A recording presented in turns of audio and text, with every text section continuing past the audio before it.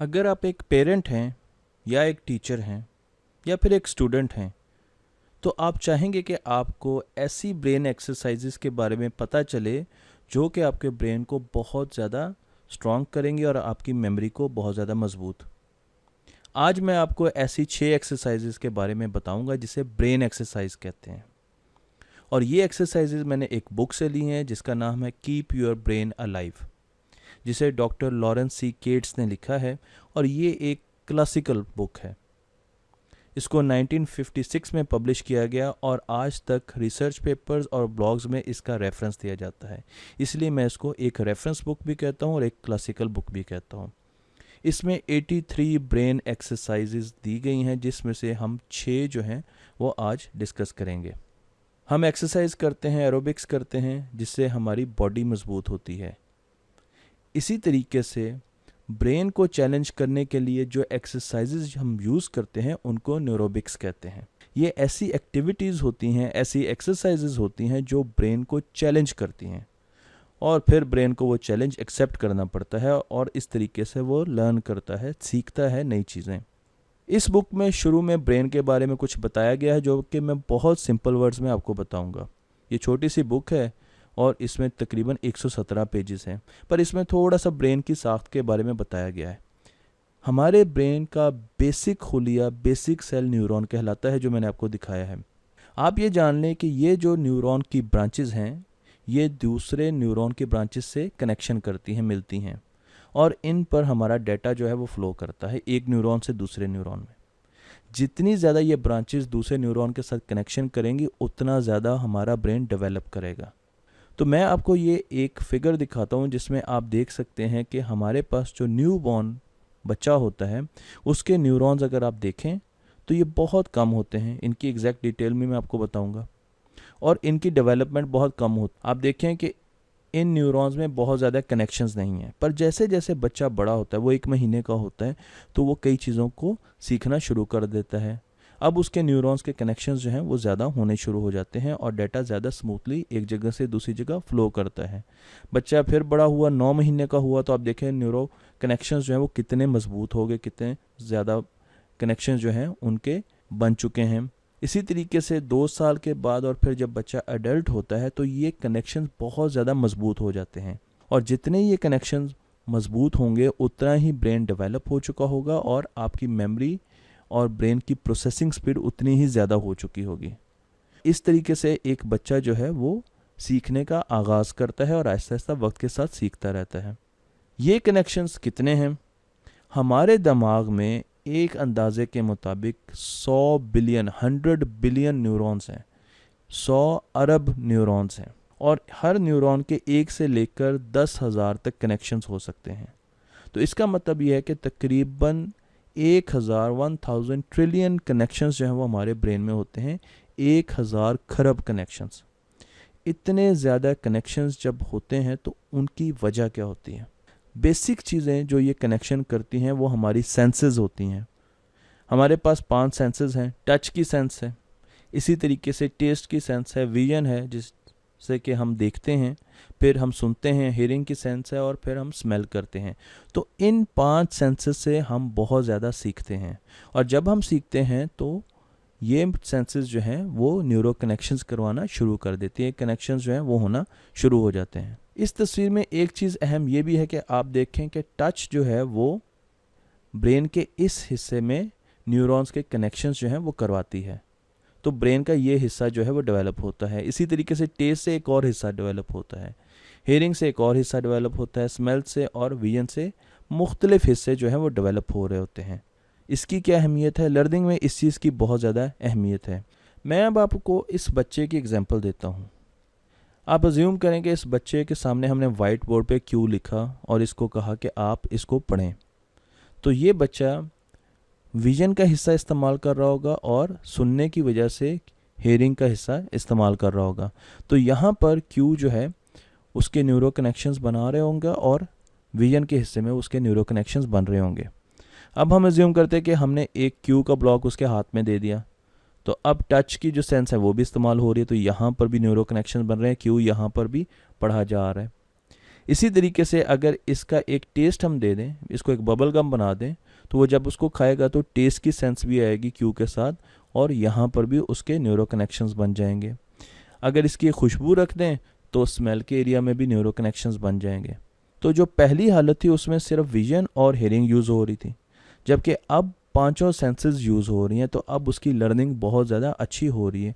और उसकी वजह यह है कि क्यू 5 मुख्तलिफ हिस्सों में ब्रेन के जा रहा है और उसके करस्पॉन्डिंग न्यूरो कनेक्शंस बन रहे हैं। तो हमारे लिए ये ज़रूरी है कि जब भी हम बच्चे को पढ़ाएं तो हम ये ज़रूर गौर करें कि वो पढ़ते वक्त कितनी सेंसेस यूज़ कर रहा है। वो जितनी ज़्यादा सेंसेस यूज़ करेगा उतना ही अच्छा वो चीज़ उसको याद रहेगी और उसको उतनी ही चीज़ अच्छी आएगी। न्यूरोबिक्स क्या होती हैं? न्यूरोबिक्स ऐसी एक्टिविटीज़ होती हैं, ऐसी एक्सरसाइजेज होती हैं जो कि ब्रेन को चैलेंज करती हैं, और ये रूटीन ब्रेकर होती हैं। हमारे बच्चे रूटीन की वजह से रोबोट्स बन चुके हैं, और ब्रेन जो है वो रूटीन्स में, जब आप रूटीन की चीज़ें कर रहे होते हैं डेली लाइफ में, तो ब्रेन जो है उसका बहुत कम हिस्सा जो है वो इस्तेमाल हो रहा होता है और ब्रेन ऑटो मोड में जा चुका होता है। तो रूटीन्स जो हैं वो क्रिएटिविटी किलर भी हैं और वो ब्रेन की फंक्शनिंग जो है उसको बहुत कम कर देती हैं। जैसे ही एक बच्चा कोई क्रिएटिव काम करता है, रूटीन से हट के काम करता है, तो उसका ब्रेन जो है वो इस्तेमाल होना शुरू हो जाता है, क्योंकि हर नया काम ब्रेन के लिए एक चैलेंज होता है। उसको हम न्यूरोबिक एक्सरसाइज के तौर पे लेते हैं। नई क्रिएटिविटी जो है वो एक चैलेंज के तौर पर ब्रेन लेता है। तो हमने क्या करना है? सबसे पहले हमने अपने बच्चों की रूटीन्स जो हैं उनको ख़त्म करना है। हम सारी रूटीन्स एकदम ख़त्म नहीं कर सकते, पर हम ज़रूर दिन में 1-2 रूटीन्स जो हैं उनको ख़त्म करते जाएं। मैं 6 एक्सरसाइजेज ऐसी डिस्कस करने जा रहा हूं जो कि रूटीन ब्रेकर हैं। इस बुक में 83 ऐसी एक्सरसाइजेज दी गई हैं। मैं आपको इसका लिंक दे दूंगा और आप इसको डाउनलोड करके खुद भी पढ़ सकते हैं। बहुत छोटी सी बुक है।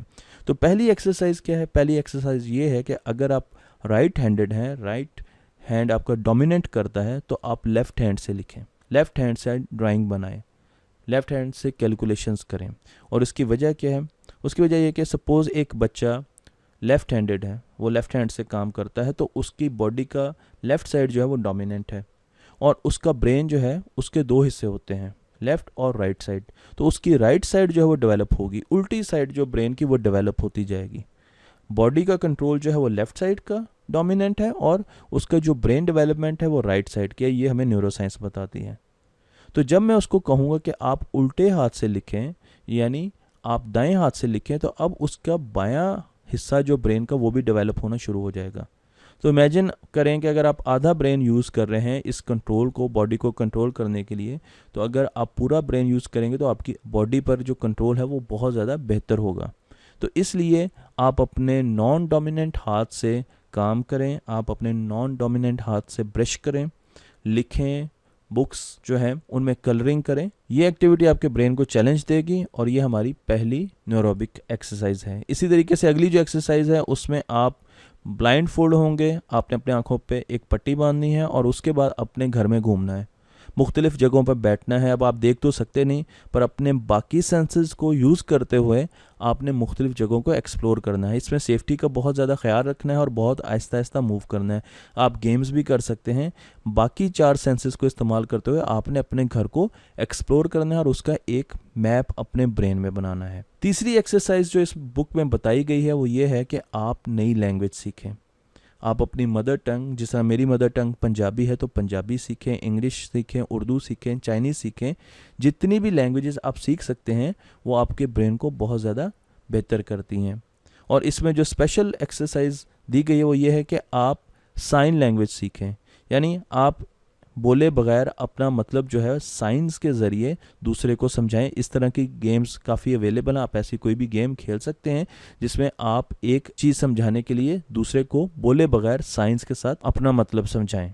चौथी एक्सरसाइज डबिंग की एक्सरसाइज है। सपोज़ आपके बच्चों ने एक मूवी देखी या आपने एक मूवी देखी, और आपने जब वो पूरी मूवी देख ली तो उसके कुछ सीन सेलेक्ट कर लें और उनके करेक्टर्स, जिस तरह यहाँ पर 3 करेक्टर्स नज़र आ रहे हैं, यहाँ पर 3 बच्चों को एक एक करेक्टर दे दें। एक बच्चे को एलिफेंट का दे दें, एक को टाइगर का दे दें, एक को इस एनिमल का एक करेक्टर दे दें। और उसके बाद आप क्या करें, आप उनको कहें कि अब आपने 4 से 5 सीन डब करने हैं। उनको अपनी लैंग्वेज में रिप्रोड्यूस करना है। उसका थीम डिफरेंट हो सकता है, उसका थीम बड़ा क्रिएटिव हो सकता है, वो सैड भी हो सकता है, वो कॉमेडी भी हो सकता है।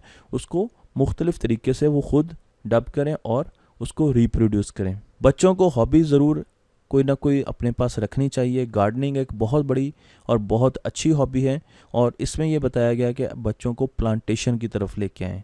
ये एक बहुत अच्छी न्यूरोबिक एक्सरसाइज है। और इसके साथ साथ अगर बच्चे अपने पेट रख सकते हैं, मसलन पैरट्स और मुख्तलिफ़ किस्म के बर्ड रख सकते हैं, तो ये भी एक न्यूरोबिक एक्सरसाइज है।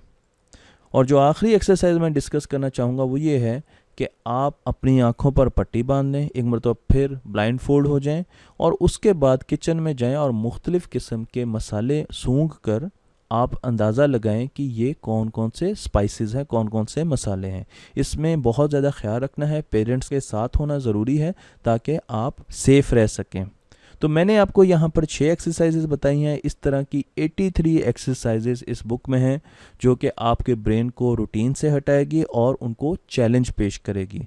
और जब आपका ब्रेन ये चैलेंज पूरा करेगा तो उसके न्यूरो कनेक्शंस बहुत ज़्यादा हो चुके होंगे और वो बहुत ज़्यादा नई चीज़ें सीख चुका होगा।